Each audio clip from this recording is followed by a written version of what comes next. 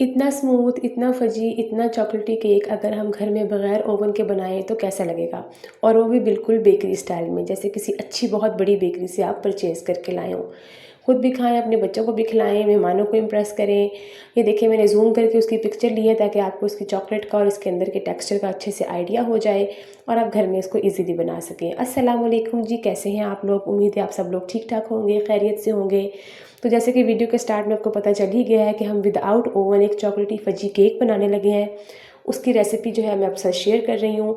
उसके इंग्रेडिएंट्स सारे मैंने कैप्शन में भी राइट कर दिए, डिस्क्रिप्शन में भी ऐड कर दूँगी, तो आप वहाँ से भी देख लीजिएगा। 3 कप मैदा था, उसमें मैंने तकरीबन 1 चम्मच चाय का चम्मच नमक डाला, 1 टेबलस्पून मैंने उसमें तकरीबन बेकिंग पाउडर डाला है, 1/3 कप उसमें कोको पाउडर गया है। और इन सब चीज़ों को विस्क की मदद से मैंने अच्छे तरीके से मिक्स कर लेना है। विस्क की मदद से इन ड्राई इंग्रेडिएंट्स को इसीलिए मिक्स कर रही हूँ ताकि इनमें कोई अच्छे से लम्फ ना बने, ये अच्छी तरह मिक्स हो जाए।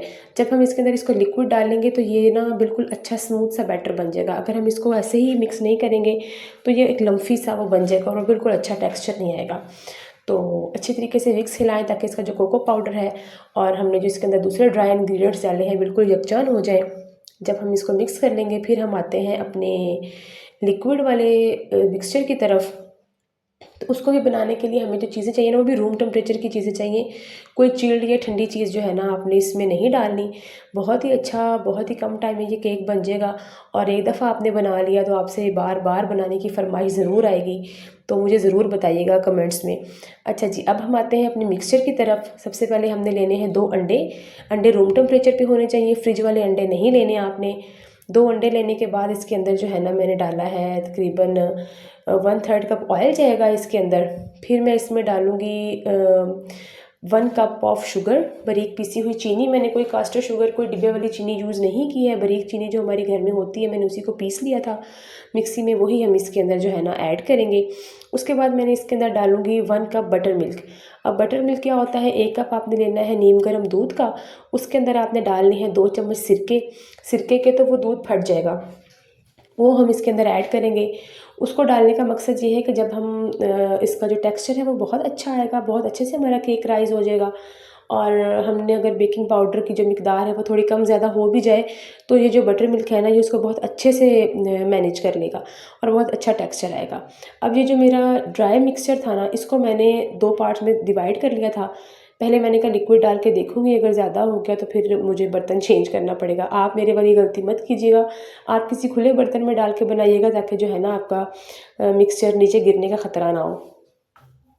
विस्क की मदद से मैंने इसको अच्छे तरीके से हिला लिया, अच्छे तरीके से मिक्स कर लिया था और बहुत ही स्मूथ और बहुत ही लिक्विडी सा जो है ना मेरा ये मिक्सचर रेडी हो गया था बहुत ही कम टाइम में। देखिए, मैंने कोई इलेक्ट्रिक बीटर यूज़ नहीं किया, कोई इसमें अभी तक मैंने अप्लायंसेस यूज़ नहीं किए हैं। बस सिंपल सी चीज़ें हैं, आम सी जो हमारे घर में किचन में ईज़िली मौजूद होती हैं और उसकी मदद से हमारा केक जो है ना बहुत ही अच्छा और मज़े का बन जाएगा। ये करने के बाद मैंने उसके बाद अपना जो दूसरा ड्राई मिक्सचर बचा हुआ था मैंने वो भी इसके अंदर डाल दिया था और फिर इसको अच्छे से स्पैचुला की मदद से हमने फ़ोल्ड कर देना है। फिर हमने इसको कट एंड फ़ोल्ड वाले मेथड से जो है ना वो करना है। पहले हमने इसको स्पैचुला की मदद से फ़ोल्ड करना है, फिर हम इसको कट करेंगे। कट करने का मतलब सेंटर से स्पैचुला से कट कर देंगे, फिर फ़ोल्ड करेंगे, फिर कट करेंगे, तो हमारा एक बहुत ही अच्छा सा जो है ना मिक्सचर रेडी हो जाएगा। देखिए, पहले फ़ोल्ड किया, देन आपने इसको सेंटर से कट कर देना है। तो इस तरीके से जो है ना आपका केक जो है ना वो अच्छे से राइज़ होगा। अगर हम बहुत ज़्यादा ओवर मिक्सिंग कर देंगे तब भी हमारा केक जो है ना अक्सर ख़राब हो जाता है और अच्छे से राइज़ नहीं हो पाता। तो हमारा बहुत ही अच्छा सा जो है ना वो मिक्सचर रेडी हो गया है। यहाँ पर मेरे पास थे चॉकलेट चिप भी थे तो मैंने वो भी अंदर डाल दिए थे। तो अगर आपके पास मौजूद नहीं है तो वो ऑप्शन है, कोई बात नहीं, आप स्किप कर दीजिएगा। मेरे पास पड़े थे तो मैंने इसलिए डाल दिए। तो फिर आपने इसको मिक्स कर देना है। मिक्स करके तो हम इसे अपनी बेकिंग ट्रे में डाल के बेक करेंगे। तब तक मैंने एक बर्तन भी रख दिया था प्री हीट होने के लिए, थोड़ी सी तेज़ आंच पे रखा था ताकि अच्छे से प्री हीट हो जाए और हमारा जो है ना केक जल्दी बन जाए। तो आपने ये मिक्सचर रेडी करने से पहले अगर आप पतीले में केक बना रहे हैं तो आपने अपना जो बर्तन है ना वो ज़रूर पहले गर्म होने के लिए रख देना है। ऐसा नहीं कि ठंडे बर्तन में आपने केक रख दिया फिर वो आपका केक बहुत ज़्यादा टाइम टेकिंग हो जाएगा। ये हमारे देखिए इतना मज़े का जो हमारा बैटर है वो रेडी हो गया है। ये हमारा केक का टिन था, ये बहुत ही ईज़िली कम प्राइस में आपको मार्केट से मिल जाता है।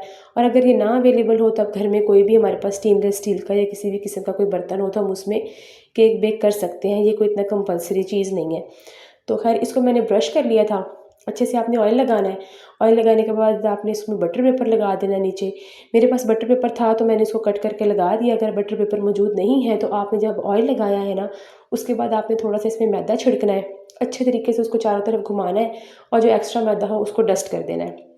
तो उससे भी आप जो है ना, आपका केक वो बहुत अच्छे से मोल्ड से बाहर आ जाएगा। तो ये इसलिए होता है कि बस केक जब बेक हो जाए तो ये ख़राब ना हो, नीचे से टूटे नहीं, तो आसानी से बाहर आ जाता है और इसका कोई मकसद नहीं है। चलिए जी, अब हम अपना बैटर शिफ्ट करते हैं इसके अंदर और जल्दी से जो है ना, ताकि इसको हम बेकिंग पे लगाएं। बहुत ही मज़ेदार केक बना था। मुझे तो वॉइस ओवर करते हुए भी ना इसका जो फ्लेवर है दोबारा से फ़ील होना शुरू हो गया। केक जो है वो पैन में डालने के बाद बैटर आपने इसको अच्छे से टैप टैप कर देना है अपनी स्लैब पे, ताकि इसके अंदर जो बबल्स है ना, जो एयर है वो चली जाए। ये मेरे पास पुरानी सी कढ़ाई पड़ी थी घर में, तो मैंने इसी को प्री हीट कर लिया था। साथ मैंने इसके अंदर एक स्टैंड रखा है।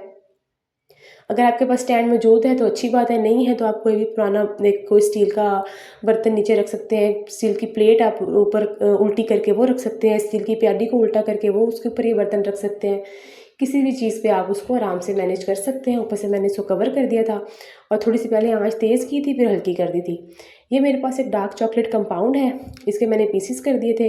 एक तो सर्दी की वजह से ना ये भी बहुत हार्ड हुई थी और इसको काटना मुझे बहुत मुश्किल हो रहा था। खैर बिलाखिर मैं ना इतनी मेहनत के बाद अपना हाथ कटवाए बगैर इसको कट करने में कामयाब हो गई। अगर आपके पास ये मौजूद नहीं है तो कोई बात नहीं, आप इसकी जगह पर घर में जो बच्चे हमारे चॉकलेट्स खाते हैं, डेयरी मिल्क वगैरह या कोई और डार्क चॉकलेट अगर आपके पास मौजूद हो ना, आप वो भी यूज़ कर सकते हो। और अगर आप चॉकलेट लवर नहीं हैं तो आप इस पार्ट को स्किप भी कर सकते हैं। लेकिन मैं और मेरे बच्चे हम सभी चॉकलेट लवर हैं, तो मैं तो हमेशा चॉकलेट केक ही बनाती हूँ। इस चॉकलेट को मैंने कट करके तो ओवन में रख दिया था। ये मेरे पास व्हिप क्रीम पड़ी हुई थी, ये मैंने अपनी बेकरी साथ में है नॉर्मल सी, उस वहाँ से मिल जाती है ईज़िली, हर जगह अवेलेबल होती है ये। तो खैर इसको मैंने बहुत चिल्ड रखा हुआ था, फ्रीज़ थी। अब वो मेल्ट हुई हुई चॉकलेट और 1 कप ये इस व्हिप्ड क्रीम का मैंने मिक्स करके इस मिक्सी में डाल के इसको ब्लेंड किया और ये देखें इसका इतना अच्छा टेक्सचर आया था, बहुत मज़े का। मुझे उम्मीद नहीं थी कि इतना अच्छा बनेगा। इसकी बस ट्रिक ये थी कि मैंने पहले इस खाली जार को ना, जिसमें मैंने ब्लेंड करना था, इसको मैंने फ्रीज़र में रखा। देन मैंने वो जो मेरी व्हिप क्रीम थी वो भी फ्रीज़ हुई हुई थी। तो व्हिप क्रीम को अच्छे से चिल होना चाहिए और जिस बर्तन में आप बना रहे हैं उसको भी चिल होना चाहिए। मैं 1 मिनट तक ब्लेंड करती थी और फिर इस मिक्सचर को फ्रीज़र में रख देती थी। फिर जब ये चिल्ड हो जाता था देन फिर मैंने दोबारा इसको 1 मिनट के लिए ब्लेंड करके फिर फ्रीज़र में रख दिया। तो यही स्टेप अगर 2 से 3 मरतबा हम करेंगे ना, तो हमारे जो व्हिप क्रीम के रिज़ल्ट्स हैं वो बहुत अच्छे आएंगे। लास्ट टाइम जब मैंने व्हिप क्रीम बनाई तो मुझसे वो सही नहीं बनी थी, तो वो थोड़ी सी रनी सी थी और केक के जो फ्रोस्टिंग का टेक्सचर अच्छा नहीं आया था क्योंकि वो चिल्ड नहीं थी। खैर यहाँ पर मेरे पास एक पाइपिंग बैग था, उसके आगे मैंने नोज़ल लगा के तो मैं हम जो अपनी फ्रोस्टिंग है ना उसमें उसको डाल रहे हैं। अगर पाइपिंग बैग नहीं है आप डायरेक्ट भी अपने केक पे डाल सकते हैं, ये भी कोई इतने बड़े मसले की बात नहीं है। केक हमारा आफ्टर 55 मिनट्स रेडी हो गया था। टूथपिक बिल्कुल क्लीन बाहर आया, इसका मतलब केक अच्छे से बेक हो गया। केक की प्यारी सी ट्रे भी लगा दी मैंने, नीचे एक पेपर रख दिया ताकि वो ख़राब ना हो। ये देखिए बटर पेपर कितना स्मूथली उतरा ऊपर से और ये इतना अच्छा रिज़ल्ट आया था, इतना अच्छा केक बना था। लेकिन आपको शायद नज़र आया हो हल्का सा धुआं भी निकल रहा है क्योंकि मैंने वीडियो बनानी थी तो मुझसे ज़्यादा सब्र हो नहीं रहा था। केक मेरा ना बिल्कुल चिल्ड नहीं था। आपने जब ये केक बनाना है तो आपने फ्रोस्टिंग उसके ऊपर तब लगानी है जब केक बिल्कुल चिल्ड हो। मेरी फ्रोस्टिंग बाद में हल्की सी मेल्ट भी हो गई थी क्योंकि ये केक जो है ना अभी रूम टेम्परेचर पे भी नहीं आया था, हल्का सा नीम गर्म सा था। तो जो मैं डिज़ाइनिंग इसके ऊपर करना चाह रही थी ना, जैसे हम लेयर्स बेकरी से केक मंगवाते हैं चॉकलेट वाला तो उसके ऊपर वो स्पून से डिज़ाइनिंग हुई होती है, मैं वो करना चाह रही थी। लेकिन मेरा केक जो है ना गर्म होने की वजह से मैं वो कर नहीं पाई। बस मुझे जल्दी जल्दी थी कि फ्रोस्टिंग हो और मैं इसको सेटल करूँ। खैर उसके बगैर भी, डिज़ाइनिंग के बगैर भी टेस्ट तो बहुत मज़े का था और इसकी जो ऊपर चॉकलेट फ्रोस्टिंग थी ना, ये तो सच में गेम चेंजर थी। बहुत ज़्यादा मज़े की बनी थी ये, मुझे खुद भी इतनी उम्मीद नहीं थी कि ये इतनी मज़े की बनेगी।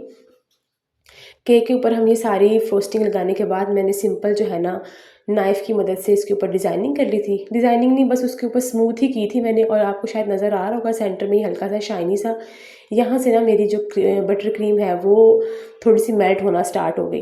तो मुझे बस था कि मैं जल्दी जल्दी इसको जो है ना वो रेडी करूँ और इसका जो फाइनल रिज़ल्ट है वो आप लोगों के साथ शेयर करूँ। आप सिंपल इसको ऐसे भी कर सकते हैं, आपके पास कोई स्प्रिंकल्स वगैरह पड़े हैं आप इसके ऊपर वो भी लगा सकते हैं। और टेस्ट तो इसका मज़े का है ही है, बस शक्ल इसकी थोड़ी सी अच्छी बनानी होती है। तो मेरे पास चॉकलेट चिप पड़े थे बचे हुए, थोड़े से वाइट पड़े थे, थोड़े से ब्लैक, तो मैंने वो मिक्स करके इसकी थोड़ी सी गार्निशिंग की ताकि इसकी प्रेजेंटेशन थोड़ी सी अच्छी हो जाए। ये पार्ट भी बिल्कुल स्किप कर सकते हैं, नहीं है तो कोई बात नहीं। स्प्रिंकल्स कुछ भी आपके पास बच्चों की चॉकलेट्स कोई चीज़ पड़ी है उसको डाल सकते हैं, बिस्किट का चूरा करके उसको डाल सकते हैं। कोई भी चीज़ नहीं है तो सिंपल बस फ्रोस्टिंग लगा ली तो केक तो वैसे ही बहुत मज़े का बना हुआ है। फिर मैंने इसको कट किया, देखें लाइट थोड़ी कम थी तो देखें कितना मज़े का और इतना चॉकलेटी, जो चॉकलेट चिप हमने डाले थे ना वो अंदर मेल्ट होकर और ज़्यादा मज़े के लग रहे थे और बहुत ज़्यादा टेस्टी केक बना था। मेरे बच्चों को बहुत पसंद आया, इवन वो कल अगले दिन अपने फ्रेंड्स के लिए भी लेकर गए साथ लंच बॉक्स में। ज़रूर ट्राई कीजिएगा, मुझे कमेंट्स में ज़रूर बताइएगा कि आपका केक कैसा बना। मेरे चैनल को ज़रूर सब्सक्राइब करें, वीडियो को लाइक किया करें। अल्लाह हाफ़िज़।